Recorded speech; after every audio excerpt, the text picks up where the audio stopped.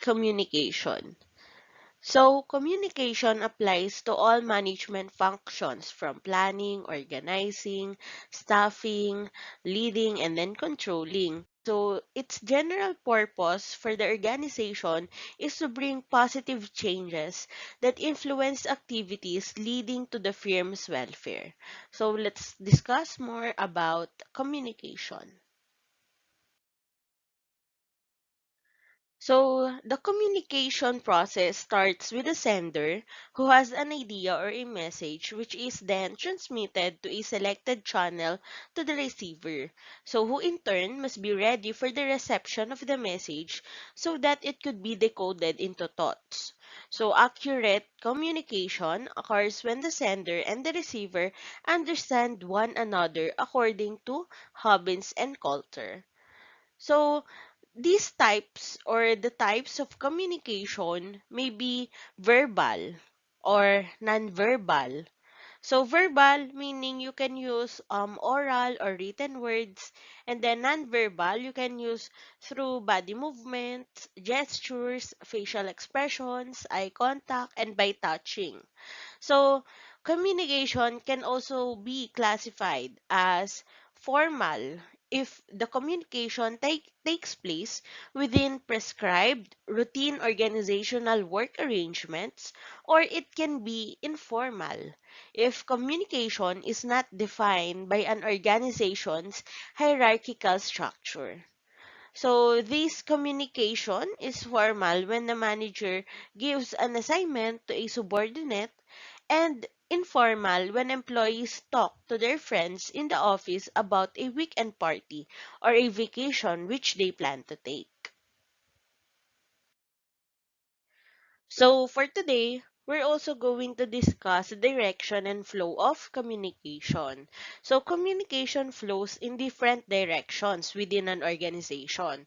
So it can be vertical, upward, downward, horizontal or lateral, or diagonal. So we're going to discuss what are the differences between this um, flow of communication. First one, we have vertical communication. So it involves communication flow between people belonging to different organizational levels. So, ibig sabihin, dito sa vertical communication, so yung communication where information or messages flows within the top level of the organizational structure and bottom level of the organizational structure. So, kaya yung parang flow or communication flow ay from the different organizational levels. Next is upward communication. So the flow of information from an employee who belongs to a lower hierarchical level to the boss or manager who belongs to a higher hierarchical level. So, meaning under upward communication, the employees or subordinates, so as you can see in the picture, may communicate upward regarding their personal problems, requests that they would like the boss or managers to approve issues with coworkers and others. So, meaning they can easily communicate upward from the employee to the manager. Next is downward communication. So the flow of information from the manager who belongs to a higher hierarchical level to the subordinates or employees who belong to lower hierarchical levels. So example are when the boss gives orders to subordinates to finish certain tasks or communicates organizational policies and practices and comments about work performance among others. So meaning lang dito yung communication or your information will be coming from the manager and then to the employees. Horizontal or lateral communication. So this takes place among employees belonging to the same hierarchical level. So, members of cross-functional teams who belong to different units or departments but occupy the same organizational level make use of this type of communication in order to save time and facilitate coordination. So, like for example, as you can see in the picture, the communication or information are flowing from the production manager, finance manager, marketing manager, and service manager. So they are the same in the hierarchical level. They are all managers. So they do that in order to coordinate the functions or the things being done in the organization. And as well as you can see here, the employee 1 or employee 2 from the different departments under one organization are also having their communication also for the coordination of the works under the organization. Last one is the diagonal communication. So this entails communicating with someone or others who belong to the different departments or units and different hierarchical levels. So, for example, an employee belonging to the company's financial management department communicates directly with the head of the human resource department about his personal complaint against a marketing department employee. Take note of the different departments and different organizational levels of the persons communicating with each other. So, 'di ba, ang nag-complain is from the financial management department. And then, ang kinausap niya is from another department, which is dun sa human resource department. And then, yung kinocomplain na person is coming from the marketing department. So, iba-iba sila ng organizational level and then, or iba-iba sila ng departments. So, diagonal communication is said to be beneficial because of its efficiency and speed. However, it may also cause some confusion. So, dahil nga iba-iba sila ng department or iba-iba ng organization level, so that's why it can cause some confusion. Again, those are the direction and flow of communication in an organization. So now we're done understanding the different direction and flow of communication. It is also important for us to understand what can happen during the communication inside in an organization. So, organization members may encounter various types of barriers that can alter the meaning of communications that they receive. So, for example, dun sa downward communication from manager to employees, meron nagiging barriers wherein napapalitan yung meaning ng information na for example, gustong iparating ng manager. So, that's barriers to communication. So, these barriers include filtering, emotions, information overload, defensiveness, language, and national culture. So, first one is filtering. So, it is the shaping of information communicated in order to make it look good or advantageous to the receiver.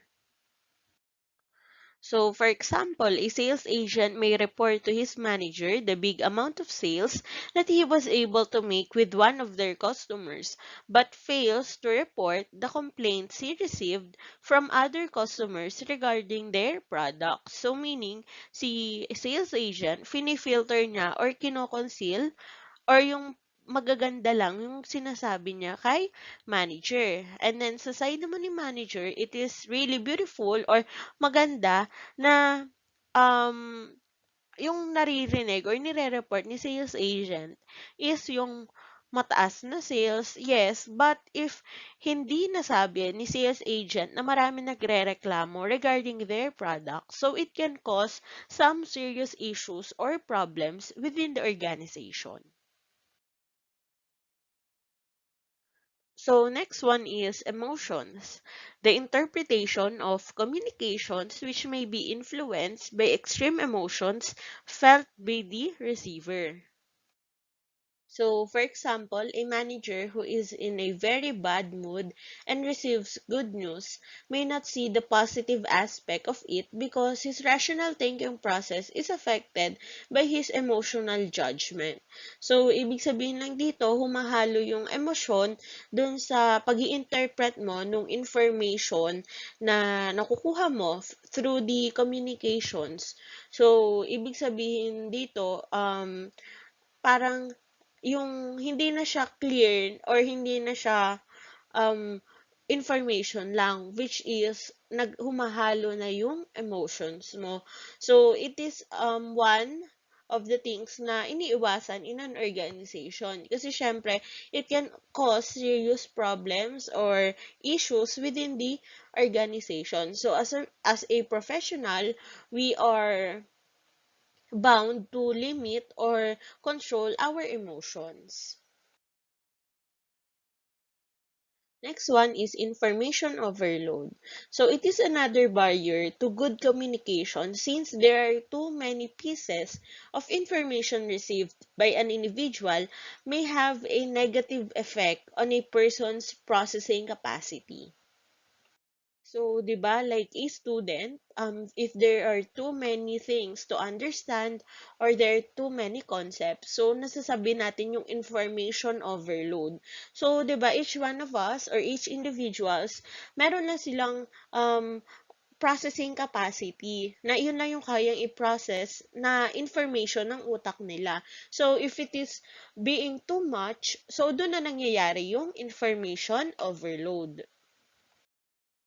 So, for example, the hundreds of job applicants received by human resource managers through email may be too many for them to read fully and respond to accurately. So, ibig sabihin, dito naman sa side ni human resource managers, sobra-sobrang information through the job applications yung nare-receive niya. So, that is beyond his or her processing capacity. So, kaya ang nangyayari since there are too many information or information overload, hindi niya na mababasa ng maayos lahat ng applications and hindi na din sila makakapag-respond accurately. So next one is defensiveness. So this is the act of self-protection when people are threatened by something or someone. So due to this feeling, people may resort to communicating lies in order to protect themselves or to interpret communications differently to defend their interest. So thus reducing mutual understanding. So dito sa defensiveness, in order for you, for example, to protect yourself, nagkakaroon ka na ng communication lies or yung nasasabi mo na is information na mali. So, ang nangyayari is, dinedefend mo, for example, yung sarili mo, yun nga, yung self-protection, and at the same time, nagkakaroon ng commotion within the organization or dun sa mga members ng organization, kasi nga, parang nagsispread ka ng lies. And at the same time, bumababa yung mutual understanding mo within the employees or the members of the organization. So, for example naman, if yung coworker mo, so siya yung nagiging defensive or sine-self-protect niya yung sarili niya, 'di ba? Parang magkakaroon ka ng ilang or parang magkakaroon kayo ng something na parang hindi maganda. So, kunyari ikaw, tas ganun yung pinapakita niya sa'yo. So, parang hindi kayo mas magkakaintindihan if he or she is always doing that or being defensive of the things that he or she have done. So that's one barrier to communication. So next one is language. So it could also hamper good communications because words used may have different meanings to different people belonging to different age, educational background, or cultural group. So the diversity of background of organization members may influence the language or the words that they use. So 'di ba nga in an organization it can really be a diverse organization wherein iba-iba or iba-iba ng upbringing or iba-iba ng culture and then iba-iba ng language yung mga tao sa iisang organization. So like for example, the word hello may just be an ordinary greeting to the older members of an organization, but the same word hello may have a negative connotation to the younger group of the employees or of employees depending on the context. So, ibig sabihin, parang nagkakaroon ng language barrier within the organization. Wherein, iba yung, for example, iba yung perception ng gantong group sa organization dun sa, sa isa pang group sa organization.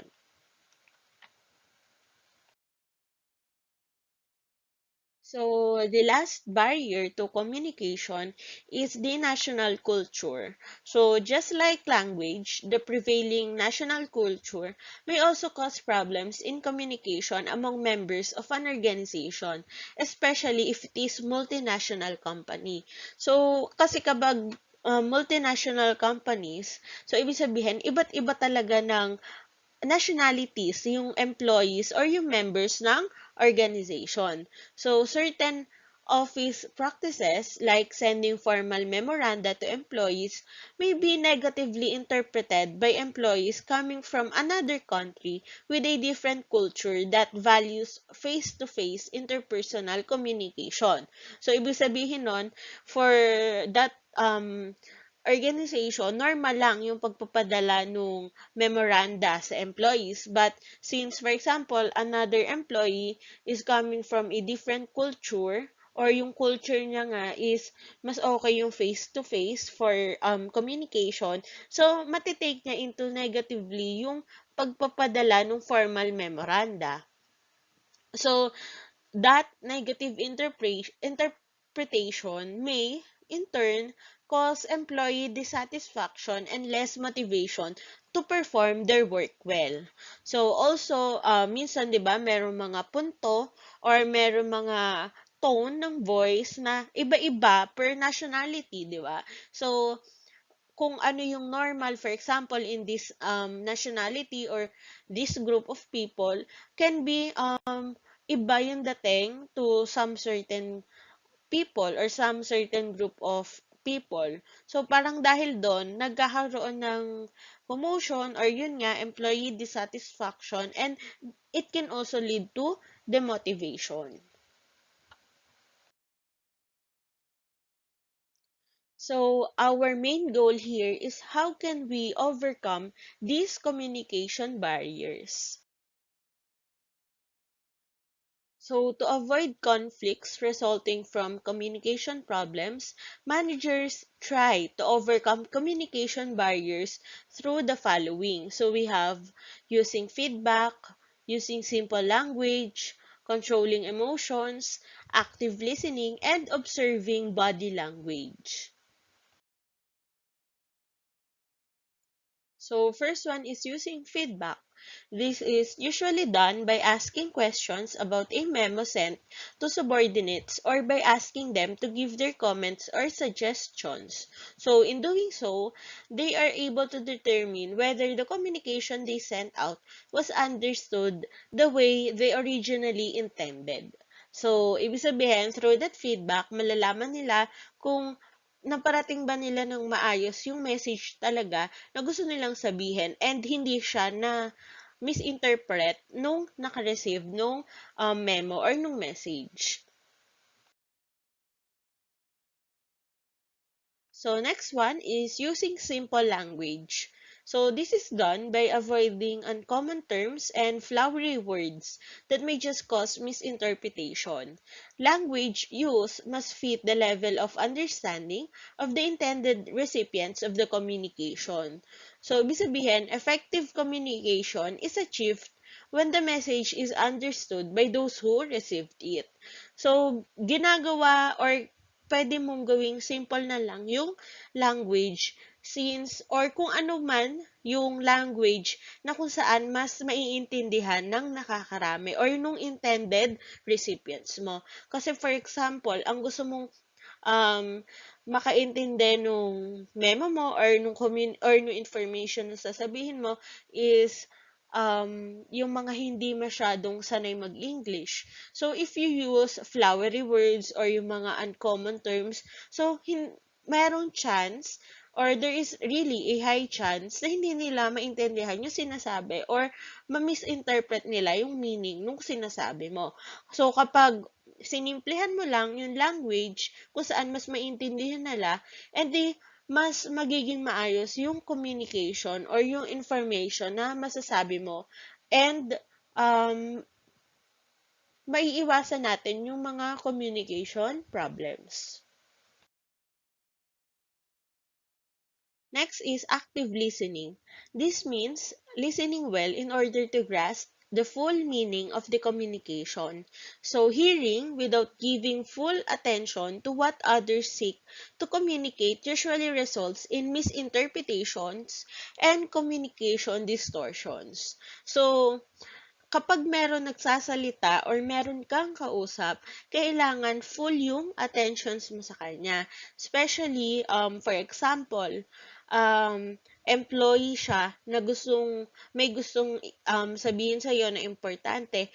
So, kailangan full yung attention mo. Kasi, if hindi full yung attention mo or if hindi nagkakaroon ng active listening, baka ma-interpret mo yung pwedeng sinasabi ni employee. And also, at the same time, if si employee naman, hindi siya nagfo-fully attention or wala siyang full attention dun sa sinasabi ni manager, so, it can also result to communication distortions or, kunyari, may binibigay na certain task or instruction si manager and then hindi nagiging focus si employee to give his or her full attention dun sa sinasabi ni manager.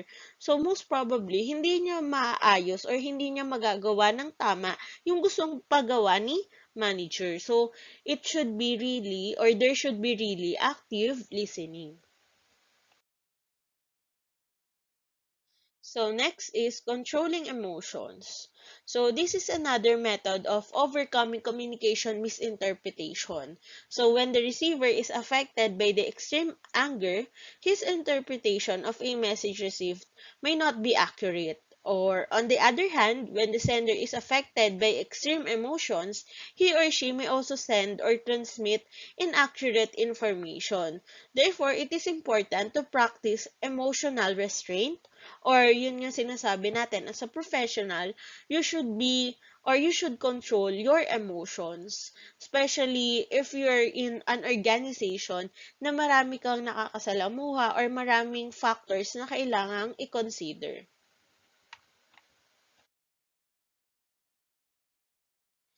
So last one, how to overcome communication barriers is through observing body language.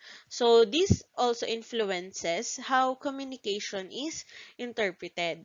So actions of the message receiver, like throwing away a letter delivered to him, betrays his negative feelings regarding its message, even if he says yes or okay to what is requested. Kasi 'di ba usually kapag tinrow mo yung letter na dineliver sa'yo, so, parang meron siyang negative connotation. So, if either yes or okay yung sinabi mo dun sa request, pero yung action mo naman is like that, so it can cause misinterpretations. Oh, so, nonverbal cues must always be watched because as the saying goes, actions speak louder than words. So dapat so as a person or as an professional individual, you must always be mindful of your body language or yung mga non-verbal cues mo. Kasi nga, pwedeng iba yung sinasabi mo dun sa action na pinapakita mo. So, para hindi ka ma-misinterpret, so kailangan you also look out for that. So also, this is not only practiced by the subordinates or yung mga employees, but also especially the managers and the leaders since kailangan katulad ng mga employees is kung ano yung sinasabi nila, yun din yung ginagawa nila. Kasi nga 'di ba, as a leader, um you influence and you also motivate your employees. So parang it always starts from you. So kung ipinapakita mo na ganun ka, so most probably ma-influence din yung mga employees mo ay magiging mindful na din dun sa body language nila. So again, those are the things on how can we overcome communication barriers. So hindi lang naman siya magagamit ng mga employees and managers but also you students, pwede nyo din silang gamitin to overcome communication barriers with your teachers or with your classmates or with your parents at home or with the people na nakakasalamuhan nyo din. So, hindi lang naman nagsisimula yung isang bagay sa pagpasok sa isang organization or sa pagiging isang employee, but mas maganda ngayon pa lang, simulan nyo na din na mas magkaroon ng proper communication with the people that you are encountering with. And that's the true spirit of being a leader.